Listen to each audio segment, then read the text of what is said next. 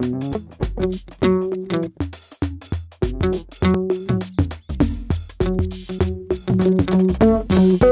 suis Marie-Laure Hubert-Nasser, je suis la DIRCOM de la ville de Bordeaux.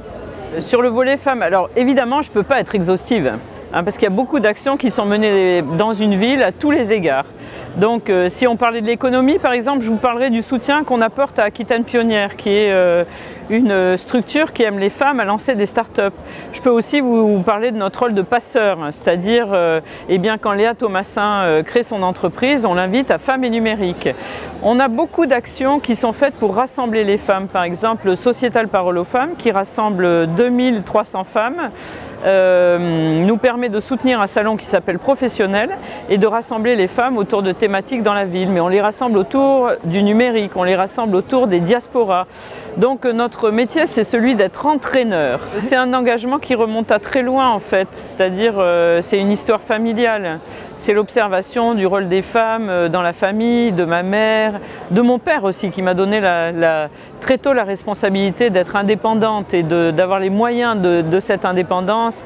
C'est l'observation de ma grand-mère. Vous savez, le temps de nos grands-mères, c'était des femmes qui connaissaient les faiseuses d'anges et qui vivaient des vies très difficiles, qui ont perdu leur mari pendant la guerre, qui ont élevé leurs enfants, qui ont eu souvent des rôles très difficiles, agricoles, industriels, et qui ont porté leur pays pendant longtemps. Donc c'est à la fois une histoire ancienne et puis une histoire plus contemporaine au travers des difficultés que j'ai pu rencontrer, de tout ce dont on parle aujourd'hui, plafond de verre, parois de verre, etc. Et bien comme toutes les femmes, j'ai connu ça.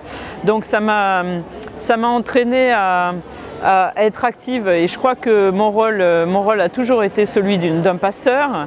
Un passeur, c'est celui de permettre aux femmes d'avancer, de leur permettre de monter en haut de l'échelle et de surtout ne pas pousser l'échelle. C'est ce que j'essaie d'expliquer aux gens. Alors après, bien ça s'est concrétisé par des conférences où je permettais aux femmes de se mettre en avant, par des écrits, par des ouvrages, par des articles, par le fait de dire que dans chaque magazine, il fallait qu'il y ait une page qui soit dédiée aux femmes, de moi-même écrire des portraits de femmes pendant longtemps. Donc bon, c'est un engagement qui remonte pratiquement à la petite enfance, on pourrait dire. Par exemple, dans mon premier roman, La carapace de la tortue, je parle d'une jeune femme qui va être prise en main par les autres femmes de son immeuble. C'est une histoire qui se passe à Bordeaux, c'est une jeune femme qui a eu beaucoup de difficultés dans la vie, qui est ce qu'on appelle en disgrâce.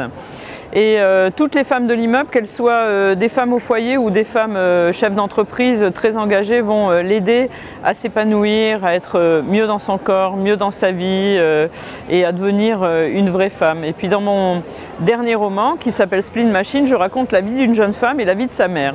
Et comment ces deux mondes, ces deux planètes vivent en parallèle. Ce que j'ai envie de dire, c'est que d'abord Alain Juppé nous a donné une commande. Il nous a demandé un Bordeaux au féminin. Donc pour moi c'était une évidence d'accueillir ce mouvement qui rassemble des femmes qu'on voit très peu souvent. Et c'est assez incroyable de voir à quel point ces femmes sont brillantes, réussissent dans leur entreprise, emploient des gens, et à quel point on n'en entend jamais parler. Donc c'est un moment assez privilégié qui nous permet d'aborder des sujets qui nous tiennent à cœur, qui nous permettent de nous soutenir, qui nous permettent d'avoir des modèles et des témoignages qui sont importants pour nous. Et donc c'était légitime que le maire ouvre les portes de la mairie pour ce moment très important. Un mot d'encouragement. Eh bien, je pense que le premier mot, ça serait d'oser. D'ailleurs, vous savez, la marque territoriale de Bordeaux, ça a été Oser Bordeaux. Alors, osez vous affirmer, osez vous montrer, osez prendre des responsabilités.